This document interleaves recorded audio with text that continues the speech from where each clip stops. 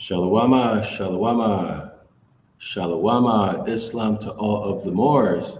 Welcome to Astrotheology number 19, Debriefing. Astrotheology number 19, Debriefing. All right, now I have to warn you guys from the outset that there's going to be at least one difficult topic for sensitive people to deal with. So I'm going to present that difficult topic toward the end of the video. This video shouldn't be long at all. I know I always say that, but this one literally should not be long at all. Okay, y'all, but there is a difficult topic, so I have to let you know up front. If you are a sensitive person, either stop watching the video now, or when you hear me get into it, you might want to turn it off because it might be disturbing to you, okay? So let's give it a minute. I'm going to check to make sure we have a working live stream. So give me 1 second, y'all. Call your friends, tell them that we are live. Okay, call your family and friends and tell them that we are live. I need you to support me with this because YouTube is shadow banning Zion Law School YouTube channel. I'm sure all of you probably are aware of that right now. If you just look at the views and you look at the number of subscribers, it should be quite obvious, right? So I need y'all to call people, let them know that we are live, send them the link, okay? Share the link with them so that they can get here, okay, and get this information. Now, remember, I've had some time to give things some thought, and I like the idea of breaking the God spell. It's not my original idea. I got it from the author. So I decided I'm going to roll with it. All right, y'all. I'm going to roll with this idea of breaking the God spell. Okay. So that's what this video is about, breaking the God spell. Let me share a screen or two. It's not about changing your religion. By breaking the God spell, it means waking you up, basically waking you up, not to who you are in terms of whether or not you're Hebrew, Israelite, or however you identify yourself in terms of your nationality. Okay, not like that. This is to wake you up to astrotheology, the astrological meaning of the gospel stories, right? That's what I mean by break the God spell. Okay, once you become competent, you understand that, and you understand that the Gospels are stories. Okay, they are stories.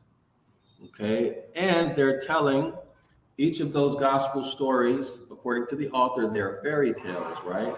Imaginary stories. They're telling the same story. And that same story is nothing more than the annual course of the sun through its orbit every year, and the changes that it causes on Earth, both physical and non-physical, right? Okay, so in other words, the seasons of the year, things that need to be done during those seasons, right? If you're going to survive, okay? If you're going to survive, if you're going to thrive, if you're gonna, in other words, if you want to make it through the winter, if you live in a place where there's winter, then you need to be aware of this kind of stuff. So this is all I'm saying, all right? So there's been a heist. Let's call it a holy heist. A holy heist, the Gospels, which were originally, if you all remember, the Gospels are originally Kemetic. That's right, originally Egyptian documents.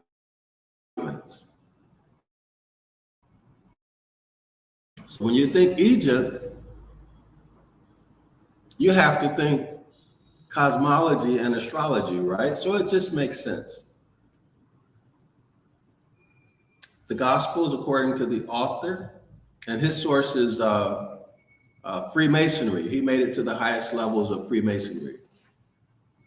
And that's where he's giving us the information from. The Gospels were later translated into Latin. And then after Latin, the Gospels were taken up into Europe. And we're talking about the quote unquote Moorish, or if you want to be derogatory and disrespectful, you would say black. It's taken up into Europe, okay, into Europe, where the Moorish Europeans owned that land, right? That was the land of the Moorish Europeans. So in history, you'll see black Europeans, right? But that's disrespectful, right? You see black Europeans. According to the author, when these Gospels that were originally written in Coptic Egyptian, they were again translated into Latin, and then they finally made their way up into Europe, where they got in the hands of the Goths and Vandals. The Goths and Vandals, y'all remember the story? What the Goths and Vandals did, their relationship to Rome. Do you remember Constantine? Everybody remembers Constantine. He added a man on the cross. It was during Constantine's time that Christianity became what it is today. All right, y'all? So that's the story. Okay, that's the story. So when I say break the God spell, what I'm talking about is you coming to an understanding, realization, and becoming competent of the remix of the gospel remix, right? The astrology being remixed into stories, or you'll hear it as being called what? Anthropomorphism, right? Where you have natural phenomena that is given human characteristics, all right? In other words, they made deities out of natural phenomena.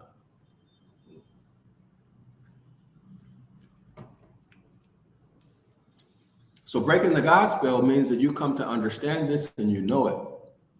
You understand what the constellations are and their relationship or their remix in the Gospels. That is breaking the God spell. That is education and knowing, okay? So when I say break the God spell, that's what I'm talking about. I'm not talking about changing your religion, all right? I'm not talking about that. You have to do that, okay? That's something you have to do. I'm only here to give you the information. So let's get into it, y'all. All right, let people know we are here. Let me check. I'll be checking the comments, okay? The call-in number, I forgot. Hold on, y'all welcome to call in. We don't have a lot of detailed things to go over today, all right? We do not have a lot of detailed stuff to go over. I will be showing some images. So y'all call in. This is a conversation everybody can participate in because it's not complicated at all today.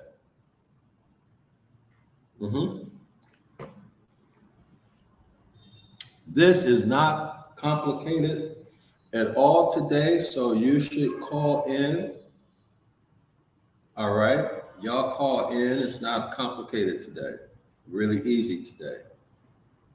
So call in, support by calling in. So let's get with it, okay? We are in the Devil's Pulpit. The link to the free PDF is in the description area of this video, all right? The link to the free PDF of the Devil's Pulpit, which is the foremost authority on astrotheology.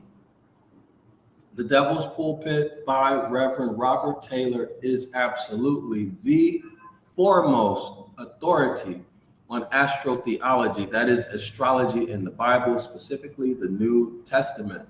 Today we're going to be dealing with astrotheology both in the New Testament and the Old Testament. Now, y'all remember I told y'all there's going to be some stuff in here that's sensitive toward the end. So if you are a sensitive person, either stop watching now or toward the end, you should consider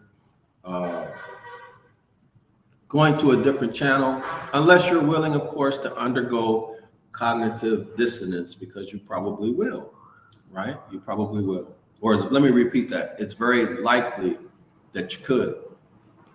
All right, so we're on page 129. Excuse me, y'all. We're on page 129. This is the chapter on Virgo. Virgo Paratura. This sermon was given in 1831, right? That's almost 200 years ago. All right, so the current issues that you see today in religion, in politics,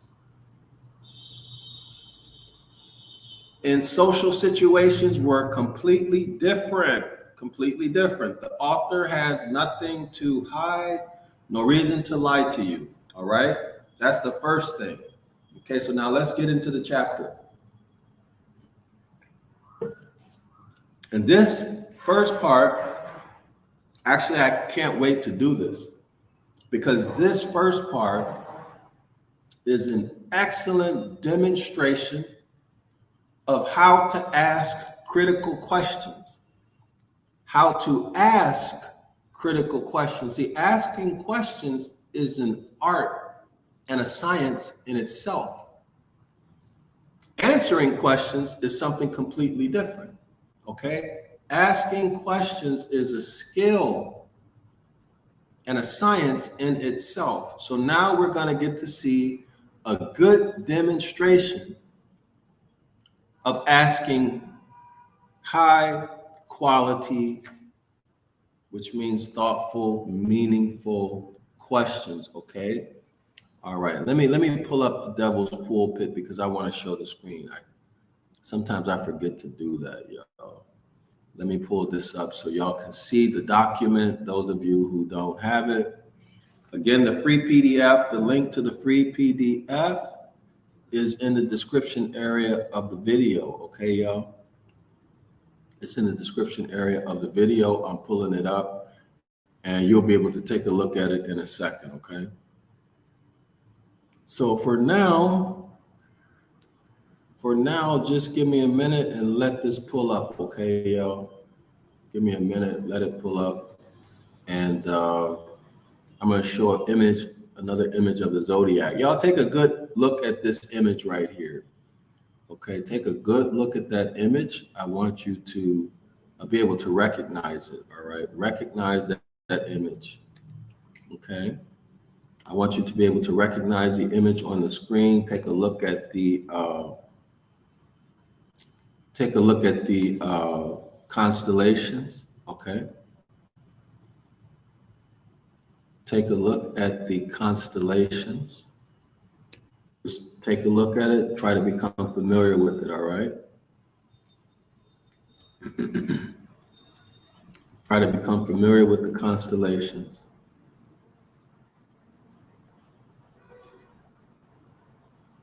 Okay, make sure you do that.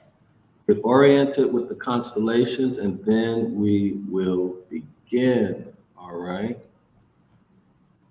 I'm going to show you another picture of the constellations, and then we'll get started. Today, we're going to deal with Virgo, y'all. We're going to deal with Virgo today, okay? We're dealing today with Virgo, all right? Virgo. Okay, so here we go. Let me pull up Virgo. Not yet. I'm not going to pull up Virgo yet. I want to pull up all 12 of the constellations.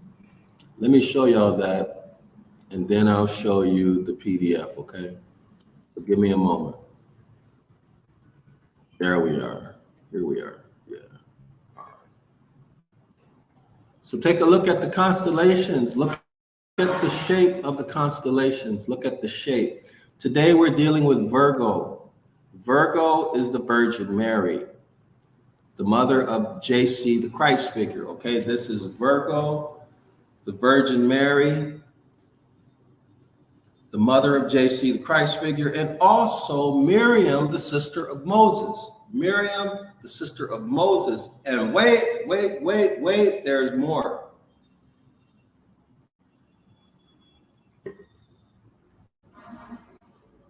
There's more. Virgo is also others. There are others. There are others. Other women who are Virgo. We might get into that. All right. We might get into that. Now, remember, we're dealing with questions right now. This is the part that I'm excited about. Okay. Show you some excellent examples of critical questions. Okay. Now, again, we are on page 129. Okay, that's the chapter we're on, Virgo Paratora. All right. So the author has put before us several questions, several critical questions. Critical questions, excuse me. And we're going to ask those questions now. All right. And I want y'all to focus on the content of those questions and what the questions at the most fundamental level are asking. All right. All right. So let's see. Let me show an image. Okay. Now remember, the quality of the questions you ask dictate the quality of your answer. So if you ask a poor question, poor quality question, it's going to do what? You're going to get a poor quality answer. Everybody sees that, right? The answer to your question will be poor quality. So therefore,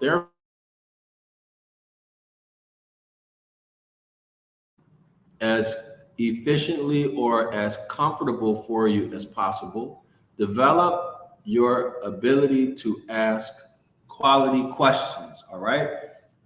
So here you see a list of questions. It says critical questions, things to think about when someone has something to say, all right? That's either written or spoken, all right? So 6 critical questions. All of you should remember this from school. Who, what, where, when, why, and how. If you remember this basic outline, with practice, you can begin with practice and what? With practice and what? Being well read, not watching videos. I mean, video content has its place, right? It has its place, but nothing replaces reading. Nothing replaces reading. Your mind is active when you read. When you watch a video, your mind is passive. This is why a lot of schools began to take what? Computer learning out of school systems. And a lot of psychologists began to not recommend computer-based learning. Why? Because the mind becomes passive. Okay? The mind becomes passive. All right, so videos have their place, but that should not, by any stretch of the imagination, be your primary source or method of learning, because you're doing yourself harm.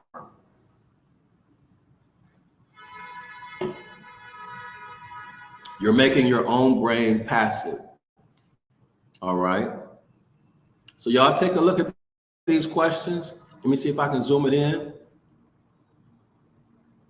All right, let's take a look at it. Question number 1, who? Who said it? Who said it? All right, now the reason why we're going over this outline is because we're going to read the author's questions. The author has generated some terrific, high quality questions, okay? So let's go through this format before we read the author's questions. Who said it? Someone you know, someone famous, someone in authority. Should it matter who said it? All right. What? What did they say? Did they give facts or opinions? Did they give all of the facts? Did they leave something out? All right, so now, what's the problem there? What's missing? Scholars in the audience, what is missing with the question what? What is missing that absolutely must be there, but that is not there? I'll read it again. What did they say or what did they write? Did they give facts or opinions? Did they give all of the facts? Did they leave something out? Scholars, what is missing? That's right, you got it right. Evidence. Did they give evidence, facts, or opinions? Did they give all of the evidence, all of the facts? Did they leave something out? They left out evidence in this example, right? Okay, where did they say it? Where did they write it? Was it in public or was it in private? Y'all see that? Was it in public or was it in private? If it was private, it has what? One level of believability, and you have to ask yourself about the motive. Why was it done in private? And was it done publicly? Right? Was it done publicly? See, people are responsible and accountable, or at least more responsible, more accountable. There are some obligations if you say something in the public, right? Did other people have a chance to talk about it or to talk about the other side? Did other people have a chance to talk about the other side, right? And that's one of the things that I've been asking you scholars to do, to talk to your Moshe, Moreh, pastor, rabbi, whoever your teacher is, talk to them and ask them to discuss with you evidence and facts, not opinions, evidence and facts about the alternative view of astrotheology, of all of the video content that I put out. Let them listen to it. They start asking you questions, say, I'll send you the link. Let them listen to you, to the video rather, and tell them to give you the opposite side of it, right? There's nothing wrong with that. That's just intelligent. Okay. Nobody can say you have a bad motive or a bad heart or you're not ready or, just ask them. Just have the courage to ask, okay? And you can also do your own research, okay? But ask your leaders, your teachers. When did they say it? When did they write it? Before, after, or during an important event. Before, after, or during an important event, okay, right? So in other words, the amount of time between when the event took place and then when it was documented, okay? That's what that's getting at, all right? Is it reliable? Okay, why did they say it? Why did they write it? Now, this is really, really important. What's the motive? According to the author of The Devil's Pulpit, the Reverend Robert Taylor, the motive is to capture, in other words, the motive of the God spells, the motive of the Gospels, the motive of the religious leaders, the secret societies, the reason why they remixed astrology, cosmology, astronomy into religion with external deities. Their motive, according to the author, is to position themselves in the middle of you and the deity so that they can live off of you. How are they going to do that? What's the mechanism of them living off of you? What's the mechanism? Do you remember? That's right. You got it right. Congratulations.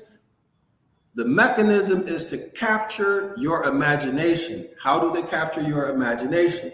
By telling you a tragic story, tragedy, to get you emotionally involved with the story so you feel sorry for the hero who becomes a victim, who becomes a sacrifice, or in this case, a sacrificial lamb, pours out his blood on your behalf. He dies so that you can live, or so that you can have an opportunity to live, but not just live forever. Now they got some obligation on you, some guilt trip going on in you. So they capture your imagination, and then they enslave you. And then through teaching you doctrine, which they call an education, through indoctrinating you into Christian theological thought, presenting you with evidence in the world around you that theology, that those doctrines are true. In other words, manufacturing prophecy, all of the stuff in the Middle East, right? Writing other stories that they tell in history that have no basis in reality, never happened in real life. But they're creating stories in your mind to make you believe that the Gospels are true. Capture your imagination, indoctrinate you and call it an education, and then they control what you think, what you perceive, what you are afraid of, and what you are hoping for. And therefore, they have total control over you without you even knowing it. Why? Because it happened to you from birth. It's like a fish doesn't know it's in water, right? A fish doesn't know that it's in water. You don't know that you're under a spell, a God spell. And every time you go and you listen to your preachers and teachers, so on and so forth, who are teaching you religion, we're talking specifically Christianity, right? You are being charmed. You are being charmed. You're involved in religious ceremonies. You're listening to incantations.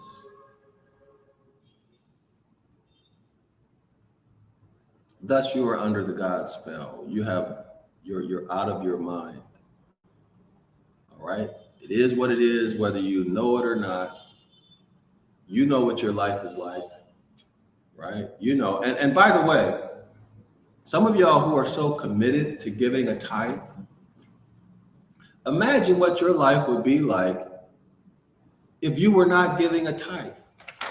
You're not giving 10% or whatever, 15, 20, whatever your church is asking you. Okay? Let's say that's taken away from you. Then what? When you go out there and you do something that according to your religious doctrine is wrong, you go out there and you do it, and you cannot pay a tithe to resolve that matter. Let's say you have to carry that sin now, right? So if the Christ figure died for your sins, so on and so forth, there's a lot of y'all out here who are doing what your religion would call sin. You're doing dirt in the street, or maybe even in the house. And then you get relief by paying a tithe. All right? You're under a spell. There's no way that why would the Most High need money? What's he going to do with it? Right? What is he going to do with it? What does he need your tithe for? What does he need your 10% for? And he can clearly look at you and see you need it more than he does, right? Because he don't need it. He doesn't need to buy food and drinks. He doesn't need to have electricity and gas.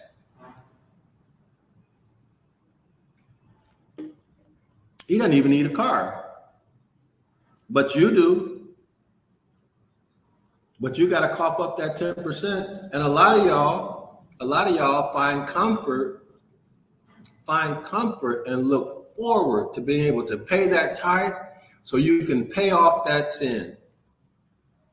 So you can pay off that sin. Where's your faith in Christ's blood now? Be honest with yourself. Anyway, so why did they say it? Why did they write it? Did they explain their opinions? Did they explain the evidence? Did they explain the facts? Right? So you see they left that out, and why? Where were they trying to make, let me repeat that, were they trying to make you look good or look bad? Were they trying to make you look good or look bad? Were they trying to make somebody else look good or look bad? Or what? Were they trying to create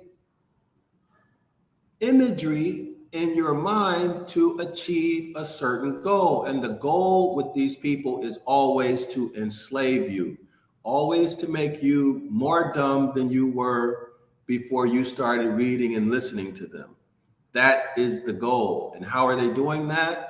Through indoctrination, through incantation, through prayers, through charms. This is the God spell. Next question, how?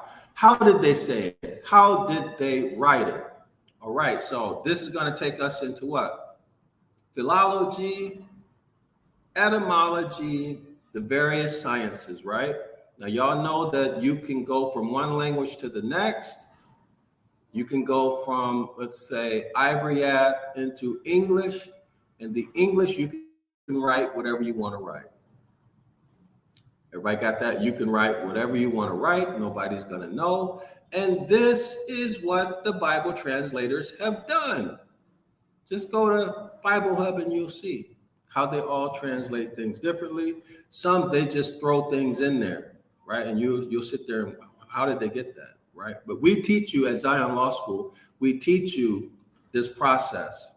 And once you learn these skill sets, you'll be able to look at the different Bible versions and how they render, and you'll be able to make a competent assessment of the quality of their work, all right? And you will be surprised. You can believe that. They're just writing whatever they need to write so that you will believe their doctrine. That's it. McDonald's is competing with Burger King. The Catholics are competing with the Protestants.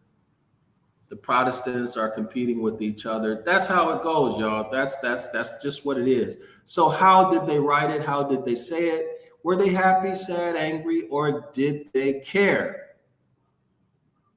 Right? Or did they care? In other words, were they objective? Did they write it or speak it? Could you understand it? All right, now that's a good question, right? Because what happens if you cannot understand? If you can't understand, what? That's called confusion, right? So when you look at the KJV, 1611 KJV, when you read that, can you understand it? Let's say you look at a more modern version of the KJV, but they're still using ancient, archaic words. You read the words, you don't know the words, you cannot understand it. Now, why in the world do you think, or even with the Catholic Bibles, why do you think they're using words that you can't understand? Why do you think that they are writing verses in long, convoluted ways that are difficult to read? You got to read it 10 times and you still don't understand it. Why do you think they do that?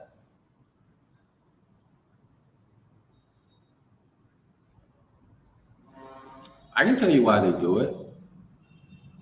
Because they want to. The same as if they wanted to make it simple and easy for you to understand, they could. So what happens when something is complex and confusing? people will just do what? They'll say, well, okay, I don't understand. I'm just going to trust what I was told, or I'm just going to assume that I know. Now they got you. Now they have your mind because you have given them your trust. You're not asking critical questions. You're just going to accept, and they know that. They know that. All right. So if you don't think there are people out here who want to use you and take advantage of you and live off of you, you got another thing coming. You better open your eyes. Better open your eyes. All right, y'all? All right, now let's go into this list of critical questions that I've been so excited about going over. Okay, where is our, all right, so here we go. Here we go with the games. Okay, all right, here we go. We're up. All right, y'all. Make sure y'all call people, tell them to come, listen to the live stream, all right? Call them, send them a text message. Now we are about to go into it. All right, so here we are. This is it, y'all. Hey, we are on topic now. Let's see if I can make that a little bit larger. All right. Okay, Virgo Paratura. This sermon was given in 1831, almost 200 years ago, approximately what, 108, no, 1831, 1931, 2031. This 2000, so about 100 and what, maybe 91 years, something like that. 31 minus 22. All right, so here we go, y'all. Let's get into it. So we're going to get into these questions, all right? Y'all go ahead and read this chapter yourself. And then remember, I read this chapter in our Astrotheology video series. I read the whole chapter, explained everything. Okay, so y'all can either read it yourself or go back and watch the video I did on this chapter a few months ago. All right, or do both. This is a very fun chapter. All right, a very fun chapter. So here we go. First question on page 130. Who was the Virgin Mary? Who was the Virgin Mary? That's a good question, right? Who was the Virgin Mary? Now, remember, we just went over those six topics, those six simple questions, right? When you're asking critical questions, we just went over those. Who was the Virgin Mary? Who was she?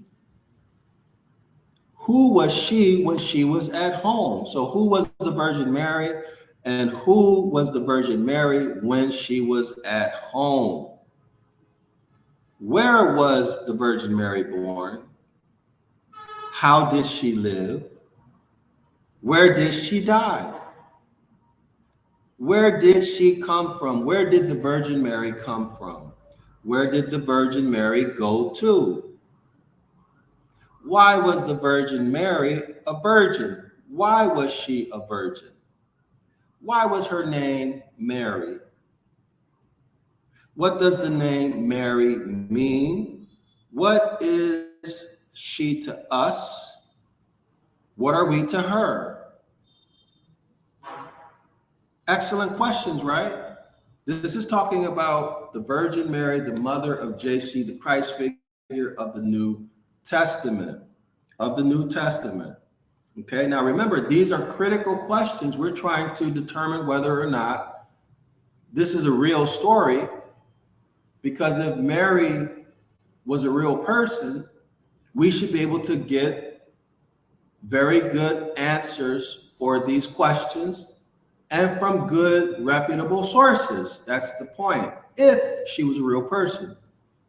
If that information doesn't exist, well, then we'd have to conclude based upon that information that she is not real. Therefore, the stories are not real. If the Virgin Mary in the Gospels is not real, she could not have had a baby who is real, right? Y'all see that? Simple logic.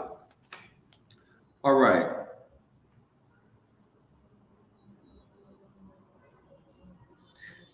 Let's go to a Bible verse now, okay? Let me open up Luke chapter 1, verse 6, y'all. Luke chapter 1, verse 6. Let's open that up. Hey, y'all, come on now. Call people and tell them we are here. All right. I know I've been away. I was sick. I kept getting food poisoning in India. Food poisoning, and then once strep throat from the nasty, dirty water and the food. All right. So Luke chapter 1, but I'm feeling much better now. Almost 100%. Almost 100%. So, excuse me. The author asked this question: why are we told that this happened in the 6th month? In the 6th month. Luke chapter 1, verse 26.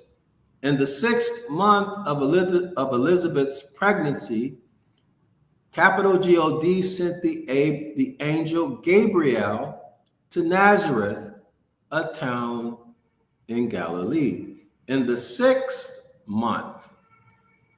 In the 6th month of Elizabeth's pregnancy, the deity sent the angel Gabriel to Nazareth, a town in Galilee. So now y'all have to remember that during this time, in ancient times, the year began in the spring. The year began in March. All right. It did not begin in January. It began in March. Therefore, you would count March, April, May, June, so on and so forth. Okay. So March or spring, March is the first month of the year. March is the first month of the year. So count 6, or you count 1, 2, 3, 4, 5 from March. That's the point I want y'all to understand. All right. Because it has significance. It has significance. So now, are y'all looking at, let me see if, hold on, y'all. Let me show that verse. Sorry about that. I thought the verse was showing. Let me go back and show the verse, okay? Let me go back and show the verse. I need y'all to call people, support this live stream. Call people, tell them we are here, we are live, okay? And tell them to show up so that they can learn this. Okay, so let's do it again. So the author is asking, why are they telling us that these events happen in the 6th month? What's significant? Why is it so important that the writer tells us that these events happen in month number 6? That's the author's point. Luke chapter 1, verse 26. In the 6th month of Elizabeth's pregnancy, in the 6th month of Elizabeth's pregnancy, capital God sent the angel Gabriel to Nazareth, a town in Galilee. When was Gabriel sent? Gabriel was sent in month number 6. Why are we told month number 6? That is the question. All right. So now let's go back to our list of critical questions. Okay. All right, y'all. So I keep looking at the number of viewers, and it's still showing me a low number. So I'm going to ask y'all again to support the live stream. Y'all do that for me so I can focus on presenting the information, okay? I don't want to be distracted. So y'all do that for me while I do this for you, okay? Do that for me while I do this for you. Fair exchange ain't no robbery. The 6th month, we're on page 130, the 6th month, reckoning March 1st. March is the first month of the year, being, as we all know, the month of August. So in other words, March, April, May, June, July, August. August is the 6th month, counting from March. August is the 6th month, counting from March. Let's continue with the questions, the critical questions. Why was the Virgin Mary espoused to a man? Why was the man's name Joseph? Why was the man's name Joseph? And why do the Hebrew Israelites always argue, is Joseph the daddy? Think about that. Why do the Hebrew Israelites argue amongst each other about if Joseph is the daddy? First, let's find out if Mary was a historical person, not because we believe it, because that's what we were taught, but by asking critical questions and then getting answers and evidence, right? And then worry about if Joseph is the daddy. Because if Mary never lived, then Joseph obviously couldn't be the daddy. But that's a whole other story, right? Let's continue. Why was Joseph of the house of David? Why was Joseph of the house of David? Why did the blessed Virgin Mary, arise in those days, which were in that 6th month? Why did the blessed Virgin Mary arise in the 6th month of August, counting from March? Now y'all see the significance, right? Now you should have an idea of where the author is going with this. All right, this is astrotheology, y'all. Astrotheology, astronomy, cosmology, astrotheology. Why did the blessed Virgin Mary arise in those days, which were in that 6th month of August? Why did she go into the hill country? Why did she go into the hill, Hill? Why did she go into the hill country? Why was the city of Judah, in which the Virgin Mary appeared, situated in the hill country? And when the Virgin Mary appeared in that city of Judah, which was situated in the hill country, why did the Virgin Mary say that capital God had regarded the low estate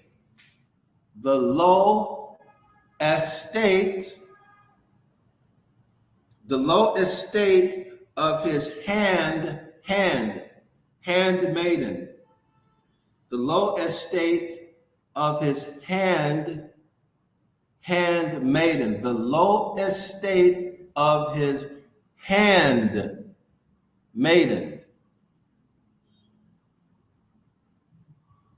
And why should the handmaid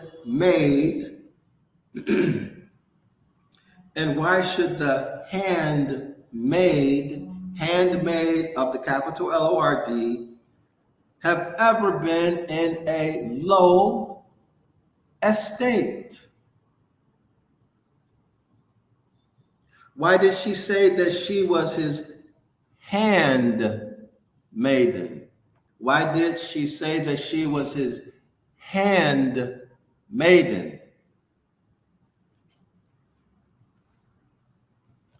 Why didn't she say she was his handy, Handy, handy maiden, or foot maiden, or head maid, or anything else but his hand, Hand, maiden. These are excellent questions, y'all. These are excellent examples of critical questions. Excellent. Why did she say that he had put down the mighty from their seats and exalted them from a low degree? Why did she talk about the hungry being filled with good things and the rich being sent away empty? Why did she say that all generations should call her blessed? Why is it that no historical record ever? Why is it that no historical record whatever in all the world, not one historical record recognizes the existence of this most wonderful personage, that being the Virgin Mary, mother of JC the Christ figure? Why is it that there is not one historical record of the Virgin Mary, the mother of JC the Christ figure? We're on page 131 now, y'all. I hope y'all agree with me that these are excellent questions. Excellent questions. Remember, this is not to bash the Gospels. That's not what we're doing. We're looking at the Gospels critically, asking critical questions about the mother of JC the Christ figure. Because why? Because this is Astrotheology chapter on Virgo, and Mary is Virgo.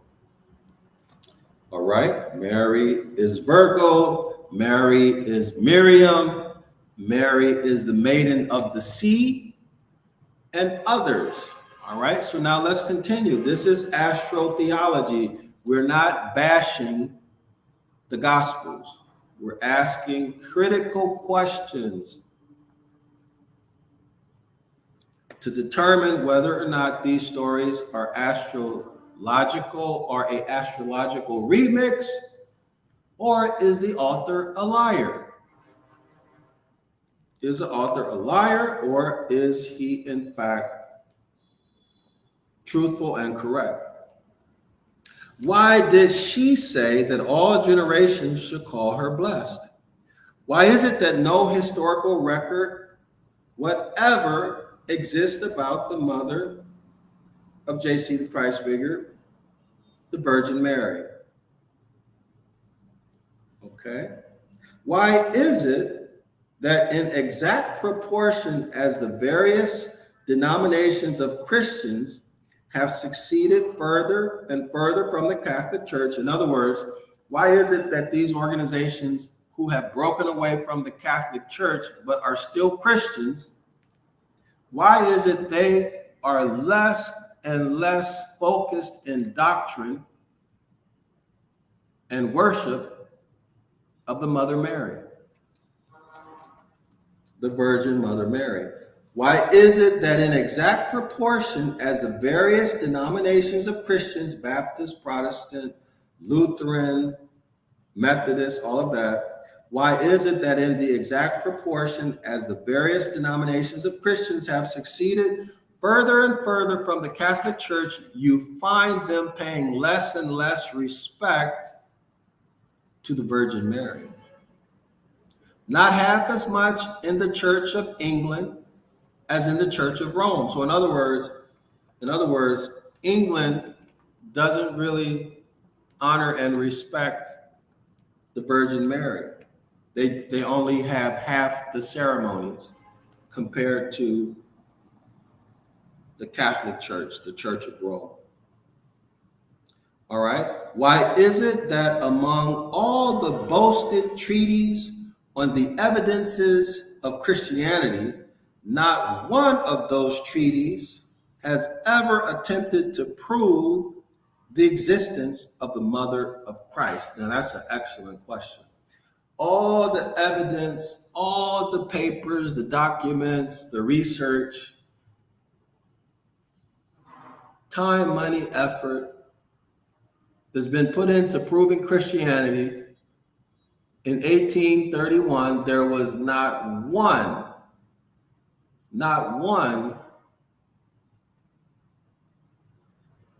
treaty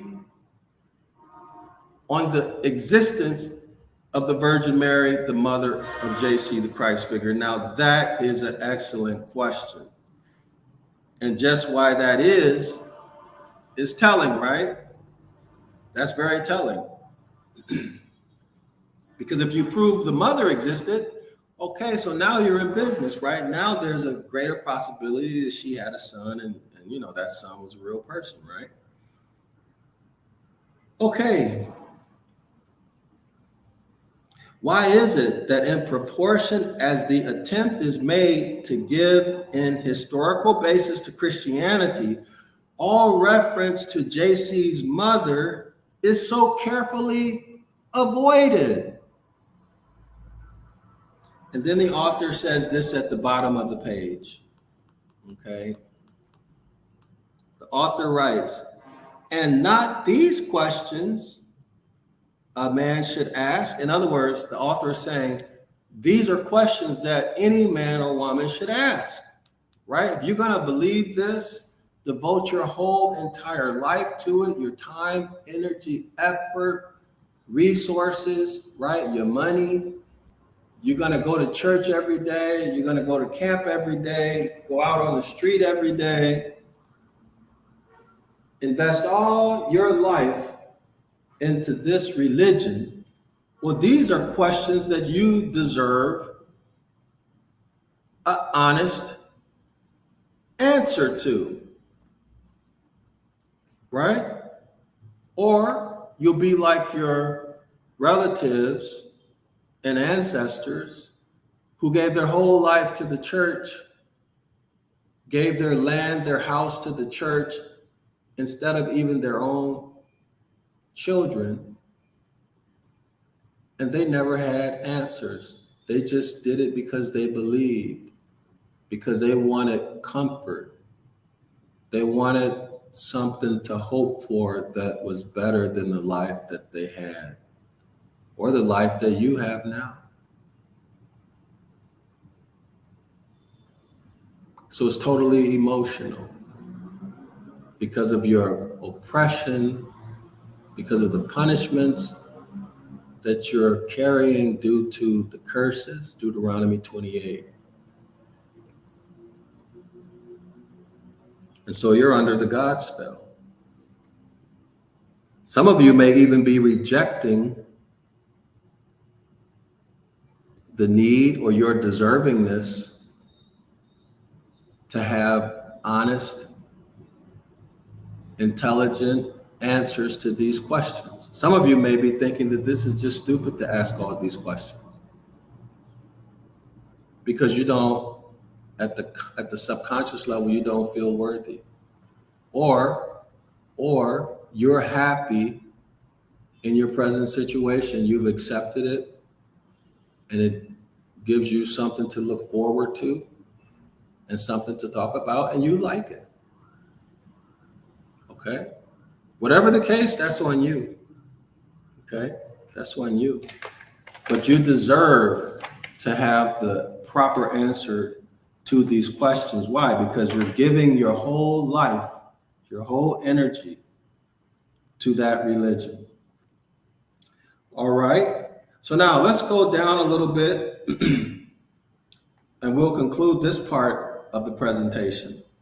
Okay? So the author said that Rome, that the Church of England is only half as worshipful of the Virgin Mary as the Roman Church. So there are 8 holy days and festivals with fasting associated with the Virgin Mary. The first one is February 2nd. Let me show these. All right, y'all see those lists? Her purification takes place. So the first feast, remember there are 8 per year. The first one is her is the Virgin Mary. Her purification on February 2nd.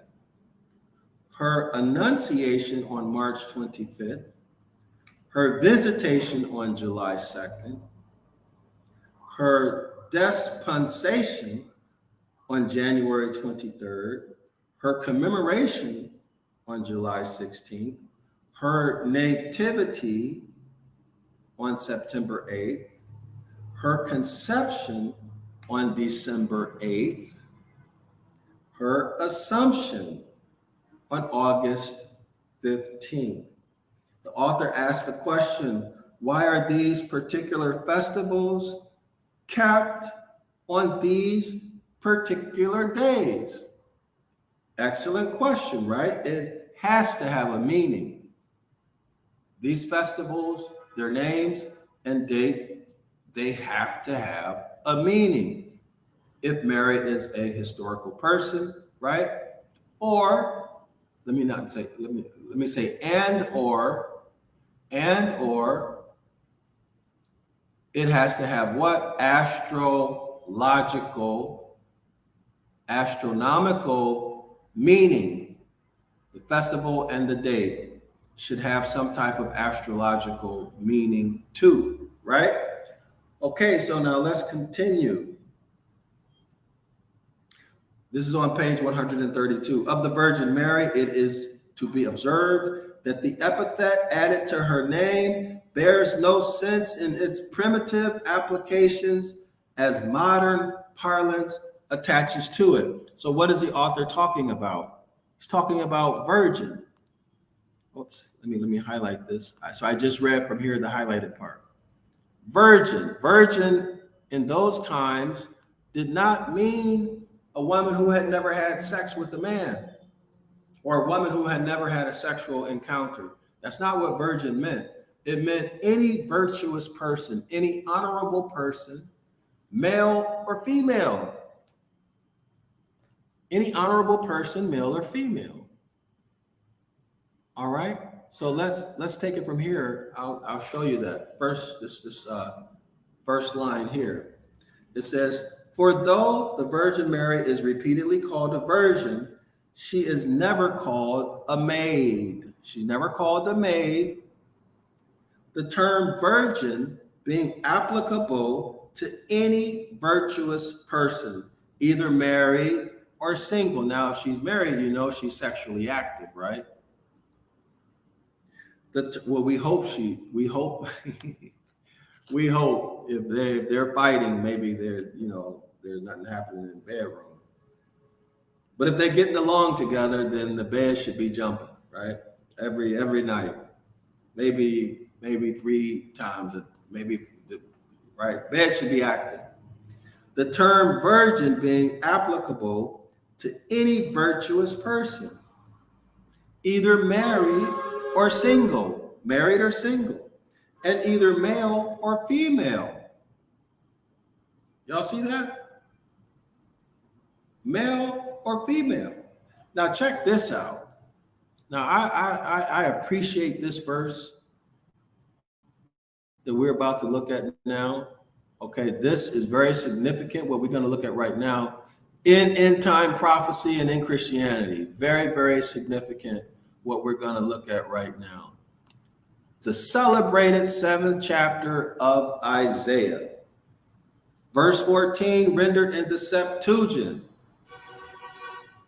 And in our English quote, behold, a virgin shall conceive and bear a son, and thou shalt call his name Emmanuel.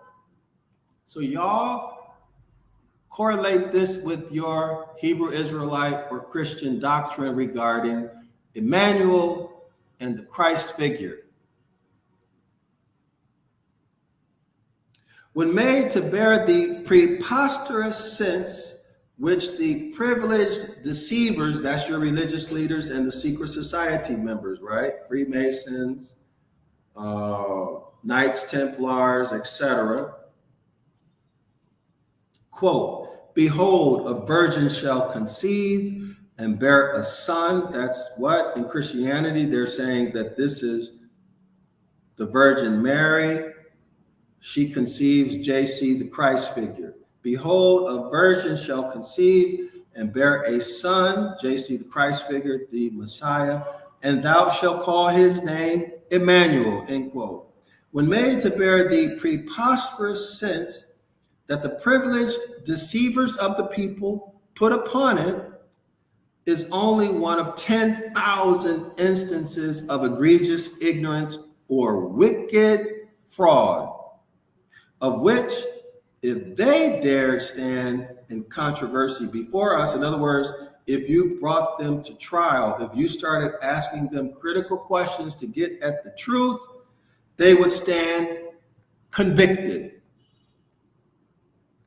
The word which signifies a virgin in their sense, that is the Christian doctrine sense of the word, and not being this Ibaryath word expressed in biblical Hebrew pictographs, which is the word here used, but what? But it's actually this one. So they're lying to you. That's what the author is saying.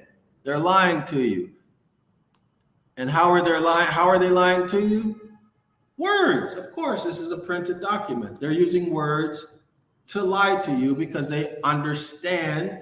They have trained you. They have indoctrinated you. You do not have an education. You have what's called indoctrination. You know nothing about etymology. You know nothing about linguistics. How can I make that statement? Because they don't teach it in school. And there was a time I didn't know. All right, so I know most people don't know unless you specifically study those topics, right? So I'm not putting you down, not insulting you. It's just a fact. All right, but see, now that you know that there's something very important that you need to learn, now you can go learn it. Okay, now you can go learn it. A good place to start is with our streaming 101 Ancient Ibaryath course. You can subscribe to it on zionlawschool.org. The link is in the description area of this video. You can also come to our Saturday 10 a.m. class. Saturday 10 a.m. class, that class is called 506, the Curses course. The link to that class, you can come for free a few times, is in the description area of this video. You can also order 911 Ibaryath Rescue, the international edition. It's a purple book. You can order that on Amazon.com. But all of our other books, order them on zionlawschool.org. You'll see links to several of our books that we publish on Ibaryath in the description area of this video, but they are fooling you with words. As a matter of fact, we haven't done this in a while. Let me show y'all this, okay? So let me show you this. We'll go to Jeremiah chapter 8, verse 8 in the Bible Hub. So don't believe me, I will show you. All right. I will show you that they're using words to fool you. Okay.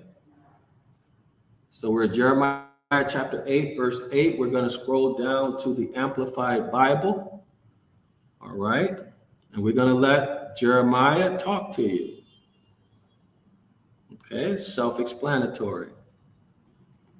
Amplified Bible. Amplified Bible. Okay, this is what it says. It says, how can you say we are wise and the law of the Most High is with us and we are learned in its language? What language? Not biblical Hebrew, not rabbinic Hebrew, not modern Hebrew. And that we are learned in its language. The language is what? The Canaanite, Phoenician, Ibaryath, Ancient Ibaryath, right? The Ancient Ibaryath. These records were spoken and written in the Ibaryath language, Ancient Ibaryath. Canaanite, Phoenician, y'all. All right, so how can you say we are learned in its language and teachings? Behold, the truth is that the line pen of the scribes, the line pen of your teachers, your mores, your moshes, your reverends and pastors, has made the law into a lie, a mere code of ceremonial observances, and that, scholars, by definition, is religion. Now let's go back to the PDF and continue. Okay, let's continue. All right, so here we are. Here we are. So the author continues, page 133. Page 133. Excuse me. Page 133. Here we are. Y'all make sure y'all download this free PDF, okay? Because sometimes I get tired of going back and forth like this. All right, so remember, the author has told us, and you can research this by researching these words here. You can research these words on your own, okay? To highlight it, this one and that one. Look them up in your own lexicon, all right? You look them up. Author has told us that the word in the original document means any virtuous person, man or woman, married or single. But in Christianity, in the English, they're writing virgin, meaning a woman who has never had sex with a man. Y'all see the difference, right? They lied. Intentional lie, intentional deception. The Bible translators across the board intentionally deceived their readers so that they could believe the New Testament doctrine. Right? Everybody see that? Next paragraph, the author talks about blessed. But the word blessed added to the name of virgin itself interprets the word. Now we're looking at the interpretation of these words, right? The original word is a virtuous person, okay? The word blessed added to the name of virgin, a virtuous person, itself interprets that word and excludes the notion of barrenness, excludes the notion of not having a child. Blessed excludes the idea that this virtuous person did not have a child. Y'all got that? But the word blessed added to the name of virgin itself interprets that word and excludes the notion of barrenness, which the word virgin alone, in the sense which it bears in the translation. In other words, when they lied to you, the English version says that the person never had a baby, never had sex. But in the original text, but in the Ancient Ibaryath, it doesn't say anything about a woman who never had sex and who doesn't have a child. Y'all see it? Let's continue. Let's continue. And this, the more especially as the blessedness predicated of this virgin is the peculiar blessedness of fruitfulness. Look at the highlight, of fruitfulness. See, how can you be barren, but the words show the nuance of fruitfulness and abundance. So if you are without child, if you're barren, that's not fruitfulness and that's not abundance, right? That's scarcity, that's lack. Y'all see how etymology helps you get to the real meaning of the text? Okay, that's why the one-on-one Ancient Ibaryath course on ZionLawSchool.org is so important to helping you break the God spell, helping you become educated, a real education, to break the God spell, to break the God spell.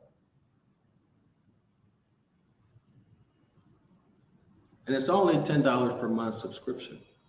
All right, you cancel anytime.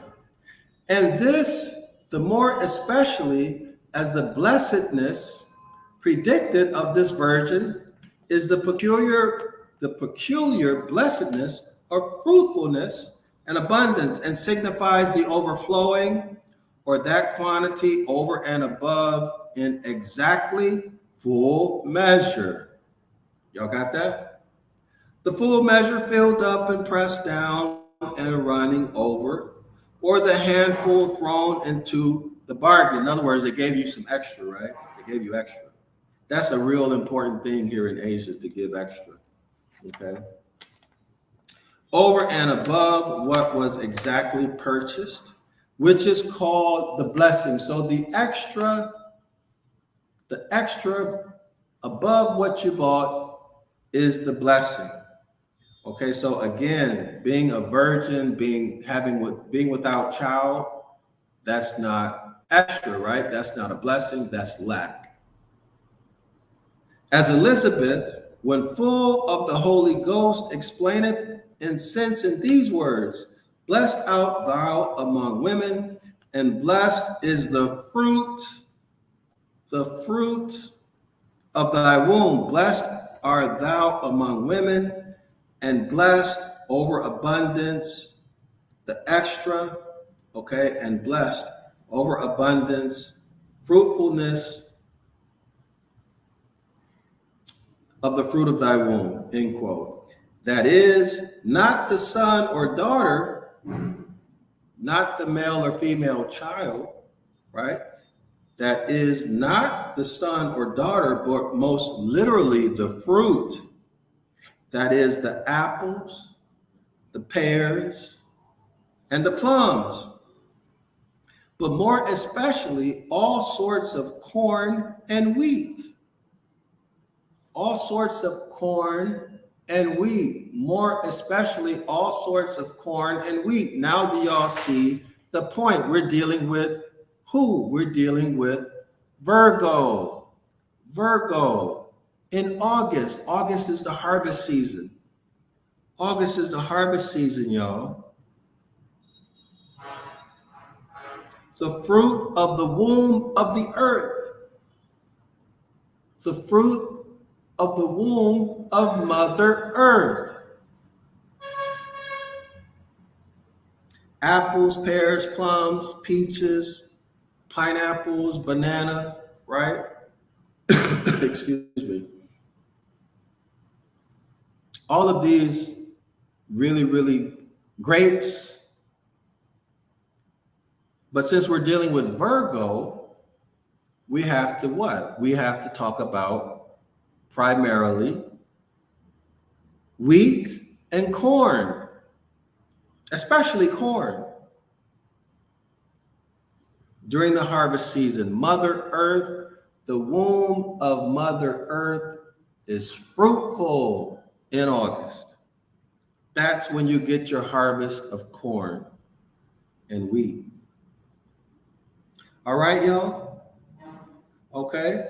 But more especially all sorts of corn and wheat, for the abundance of which bestowed on man by this particular virgin, that is Virgo, all generations on earth, all men and women throughout all generations will be able to what? Eat the fruit of Mother Earth's womb, corn, wheat, etc. Therefore, what? The Virgin Mary, Virgo, is to be called blessed. Virgo is the fruitful virgin. And what about Joseph? What about her husband Joseph? Well, again, Joseph is what? He's a husbandman. He is a husband.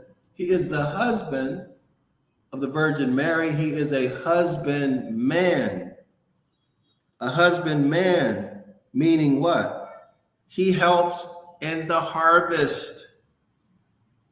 As her husband Joseph, who had nothing to do with the production of the fruits of the harvest or of the harvest month, which is August, was yet appointed to preside over that month, and was rather a husbandman than a husband, as he is expressly worshipped in these words of the Holy Catholic Church, quote, all hail, honor, excuse me, y'all, excuse me, all hail, honor,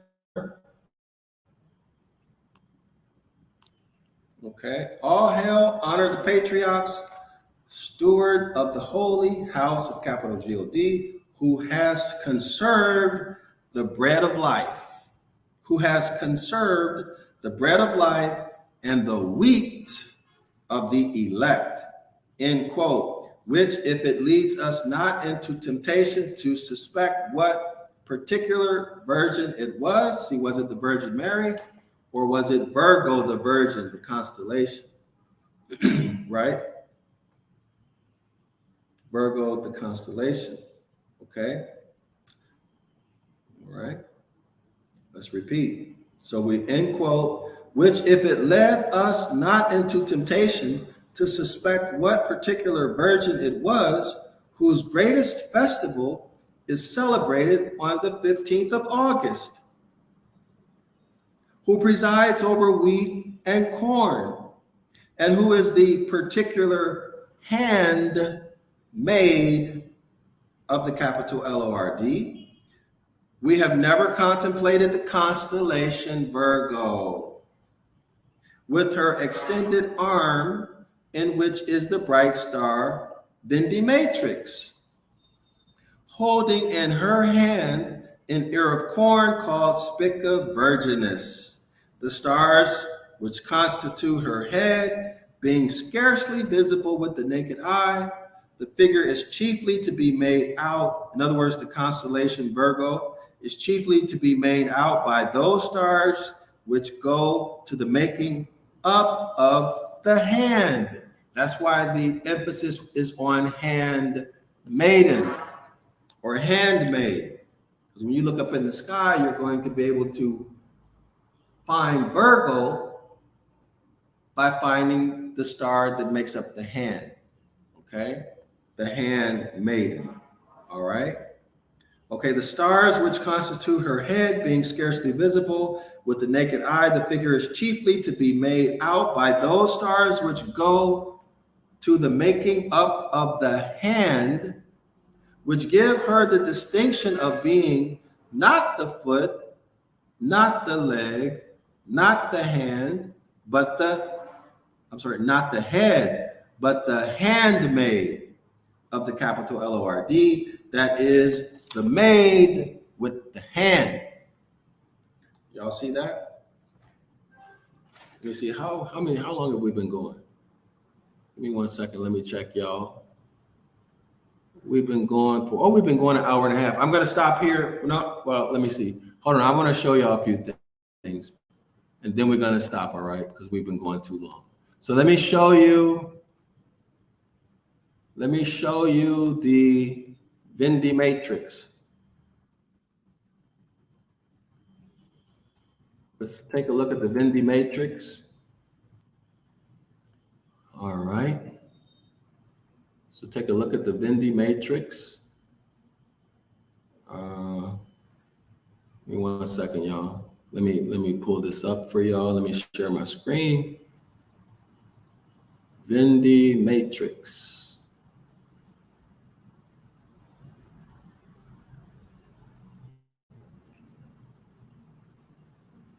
Okay, here we are.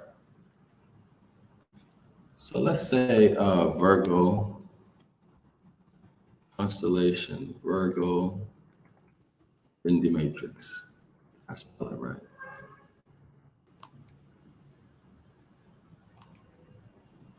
I don't think I spelled it right.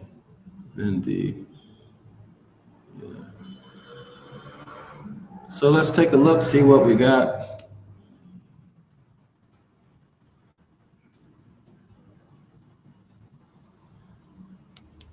All right.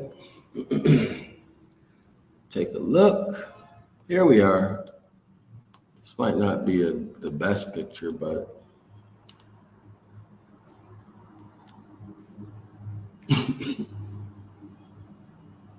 okay, I don't see anything. The image didn't show, didn't pull up. So here's the Spica Virginis, and here's the Vindi Matrix in the hand. All right. So let's see if we can find some better images. Okay, so now we're looking at the constellation Virgo. Virgo, the extended arm in which is the bright star Vindi Matrix, holding in her hand an ear of corn, which is called Spica Virginalis. So this is the hand holding the ear of corn. Okay, the ear of corn. And this is the bright star Vindi Matrix in the hand maiden. Vindi Matrix, the hand maiden. The Spica Virginis, this is the ear of corn or the wheat. Okay, y'all? This is why Virgo is and the Virgin Mary is called the what? The handmaiden. Okay, so let's see if we can find a better image. Let's see this one. Again, it's Virgo. Vindi Matrix is going to be the bright star somewhere around here. And not Vindi Matrix. Vindi Matrix is the bright star in the hand, and the Spica Virginis is here, the wheat and the corn.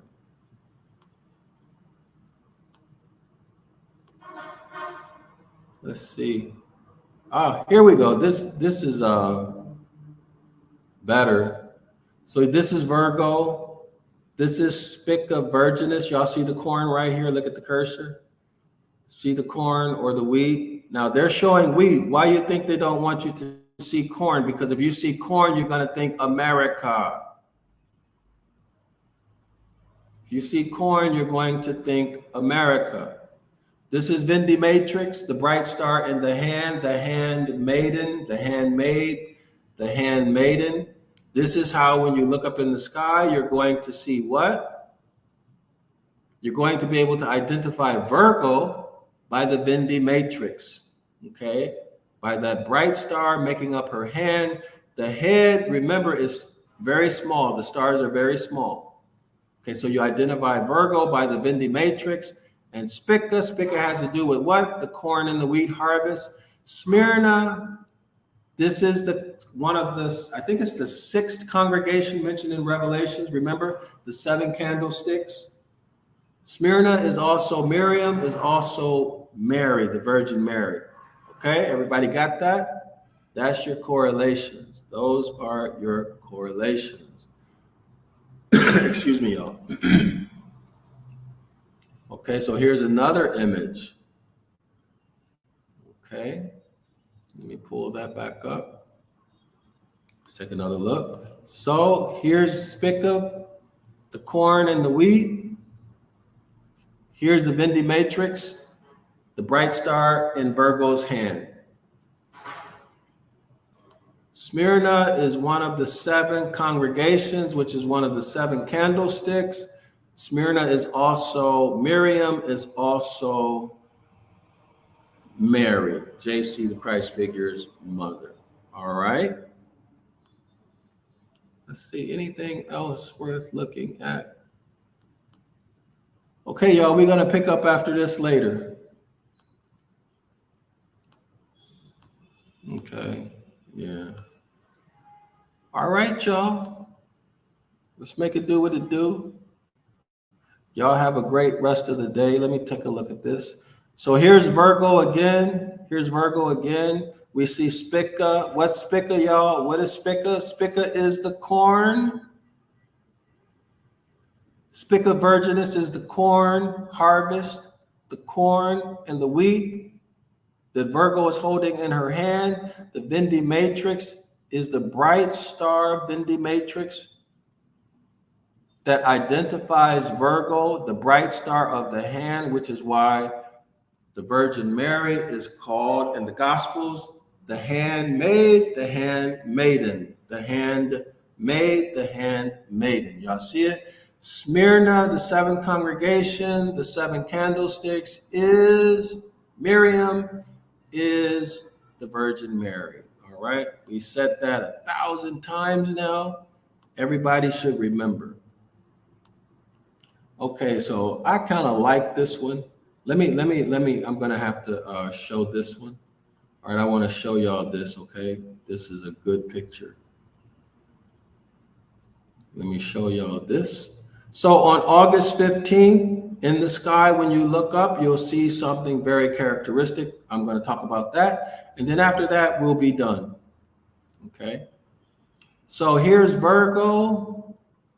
Here's Virgo. This is the celestial horizon. This is the celestial equator. Everybody see that? All right. Projected out from the earth. This is the ecliptic, the orbit of the sun, this diagonal line here. All right. Y'all see that? So this is Virgo. Here you see Vindi matrix somewhere in the hand. You should see the corn. Here's Spica here. Spica here. So on August 15th, what will you see? On August 15th, what will you see in the sky? Let me read this to you. It's short, but it's really worth reading, okay? So let's read this on page 135, y'all. Page 135. Sing ye to the capital Lord, for he has triumphed gloriously. The horse and his rider hath he thrown into the sea. So y'all remember that this is the song Miriam sang when Moses was leading the Israelites out of Egypt and they were coming out of the Red Sea. Remember, the waters are said to have been parted, and now they were exiting out of the Red Sea. Quote, sing ye to the capital Lord, for he has triumphed gloriously. The horse and his rider, the horse and his rider, remember, is Sagittarius. Is Sagittarius astrologically, okay, biblically, the horse and his rider is Pharaoh, who's drowned in the water. Y'all got that? Sing ye to the capital Lord, for he has triumphed gloriously. The horse and his rider, that's Sagittarius. Sagittarius is Pharaoh. The horse and his rider hath he thrown into the sea. End quote. At that moment, when Spica Virginis is at the horizon. So Spica Virginis, I don't see Spica here. So I'll tell y'all what. She has something in both of her hands. So this is not, I can't tell what this is. So what we need, let me just do a Google search. Spica Virginis at the celestial horizon. So what I want to show you is Spica Virginis at the horizon. Okay. Spica Virginis at the horizon.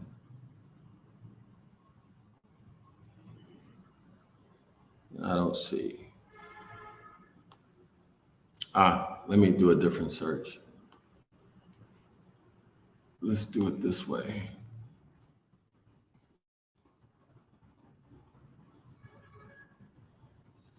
Celestial map. Try it that way. And we'll just put Spica.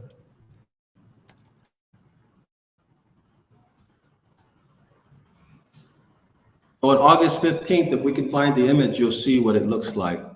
Okay. If we can find the image. So if you can imagine looking up into the sky, and you see the bright star, or not the bright star, you see Spica Virginis. Spica is the corn and the wheat. You'll see it on the horizon, right? The horizon is as far as you can look out where the skyline meets the sea or the land. And they don't have it. There's no good. So you see right here, that's the horizon, right? This line right here, that's the horizon. So when you look to the horizon, what you'll see right here at the horizon is Spica. You'll see Spica, okay? So at that moment on August 15th, when Spica Virginis is at the horizon, Spica Virginis you'll see at the horizon right here. Y'all see it? You have to just imagine. The star Pollux is at the meridian, and Sagittarius, the horse and his rider, who is the Pharaoh of the Old Testament, and who is Saul or Paul of the New Testament, directly pursuing Miriam and her company, that's the Israelites, is at the bottom of the sea. So you'll see here at the horizon, you'll see Spica Virginis, which is the wheat and the corn, right? But below, so right here, let's imagine this is the sea, y'all. Imagine this is the sea. Okay, the land here, imagine this is the sea. But below the sea is where Sagittarius is. So in other words, you can't see Sagittarius because why? He's under the water. But if you look up at the meridian, you will see the star Pollux. Pollux is what? Justice, right? So let's see if we can find that celestial map. Pollux at the meridian.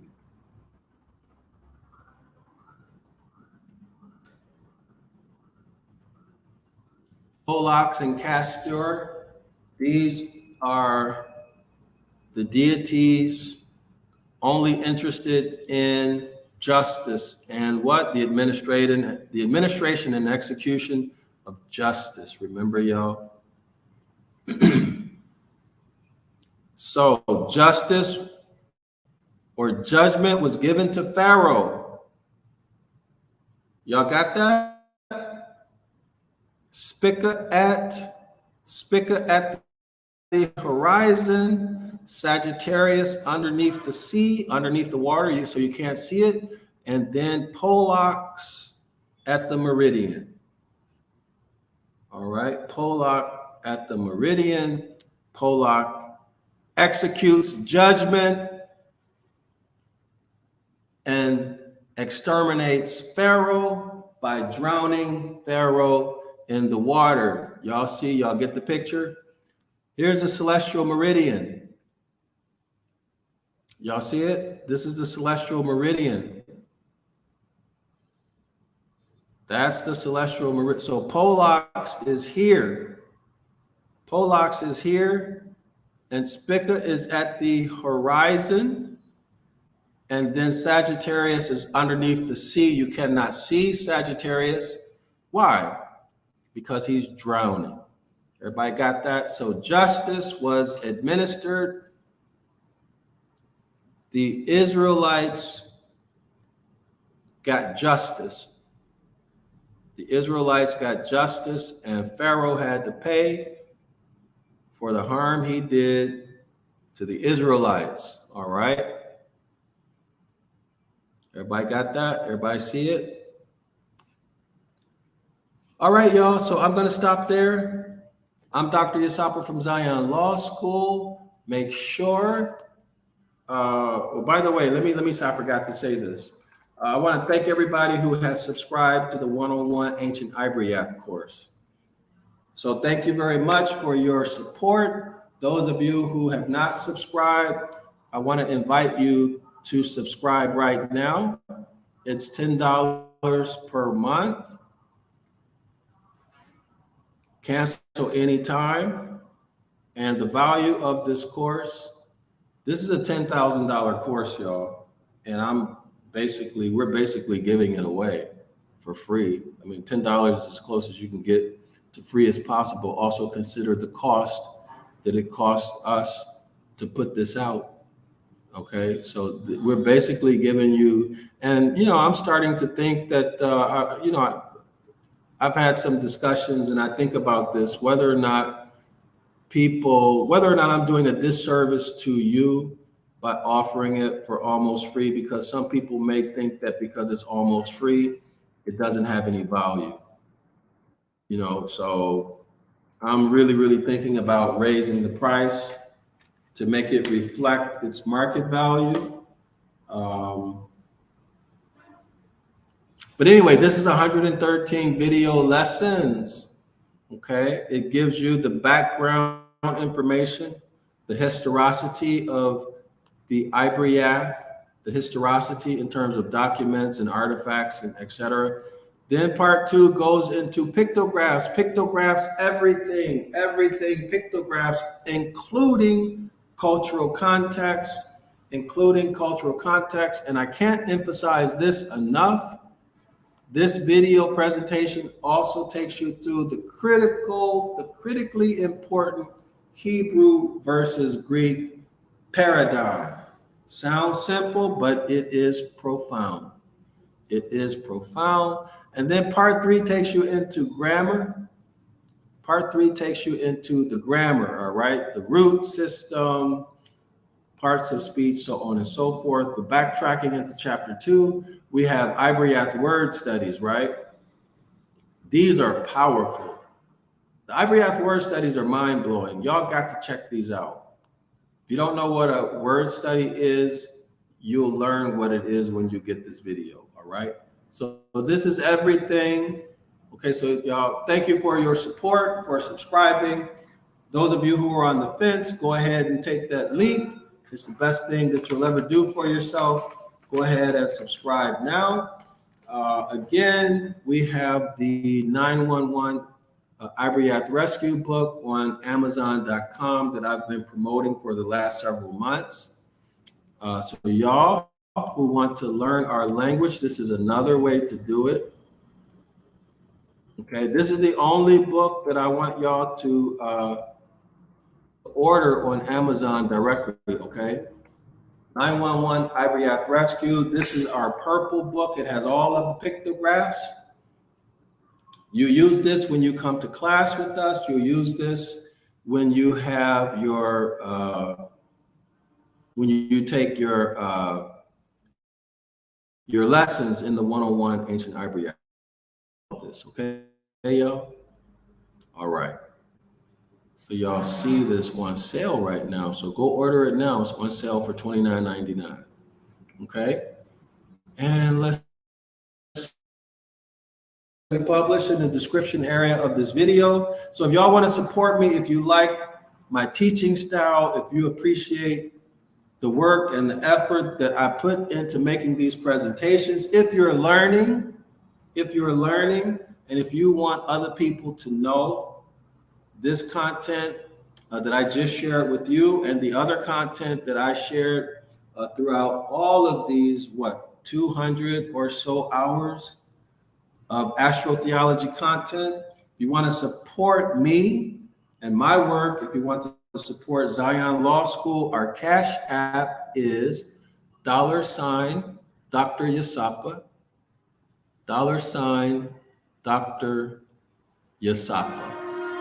All right, so let me go short on the screen. All right, so our Cash App is $DrYasapa, $DrYasapa, $DrYasapa.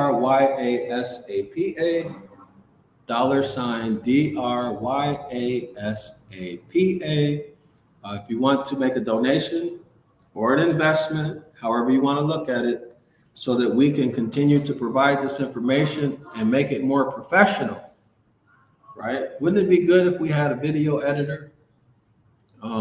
Somebody to help me out with this technical stuff so that I could focus just only on presenting and teaching. So if you want to help with that, then we appreciate your one-time or monthly support very, very much. And you can also do it through PayPal, which is paypal.me/.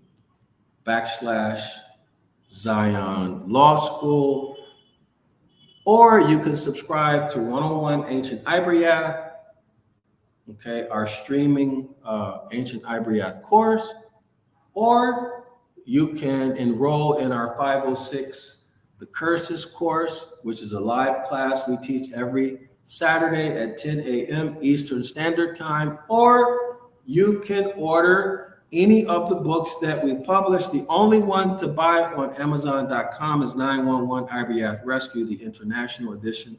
All of our other publications, please do buy them on zionlawschool.org. I'm Dr. Yasapa, Islam to all of the Moors, and Shalawama to the entire house of Yasharallah. I will see y'all tomorrow, same time.